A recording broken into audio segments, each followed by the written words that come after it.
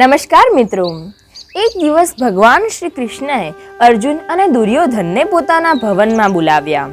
દુર્યોધનને ભગવાને કહ્યું, દુર્યોધન, તું 10 દિશાઓ ફરી વળ, એક સજ્જનને શોધી લાવ, મારી સામે હાજર કર. દુર્યોધન નીકળી પડ્યો એક સજ્જનની શોધમાં. અર્જુનને કહ્યું, હે ધનંજય, તું પણ જા, એક દુર્જનને શોધી લાવ. અર્જુન પણ નીકળી પડ્યો એક દુર્જનની શોધમાં.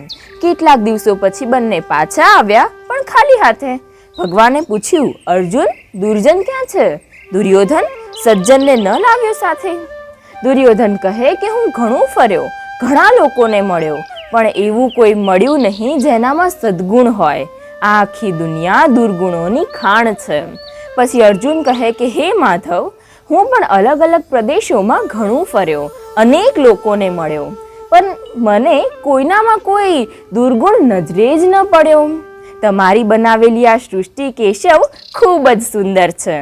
હવે ભગવાન કહે છે કે તમે બંને જે લોકોને મળ્યા એ બધામાં સદ્ગુણ અને દુર્ગુણ બંનેની હાજરી હતી, પણ તમને બંનેને એમનામાં એ જ દેખાયું જે તમારા હૃદયમાં હતું, તમારી આંખોમાં હતું.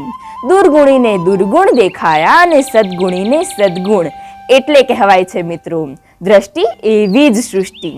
એક દિવસ માણસે કોયલને કહ્યું કે તારો અવાજ મધુર છે, મનમોહક છે, કર્ણપ્રિય છે, વનરાવનની તું શાન છે, પણ તું કાળી ન હોત તો કેટલું સારું. પછી દરિયાને કહ્યું કે તું વિશાળ છે, ઉદાર છે, રત્નાકર છે, પણ તારું પાણી ખારું ન હોત તો કેટલું સારું હોત. પછી માણસે સુગંધિત પુષ્પને કહ્યું કે તું સુંદર છે, સુગંધિત છે. ભગવાનના ચરણોમાં તને સ્થાન પણ મળે છે, પણ તારી આસપાસ કંટક ન હોત તો કેટલું સારું હોત.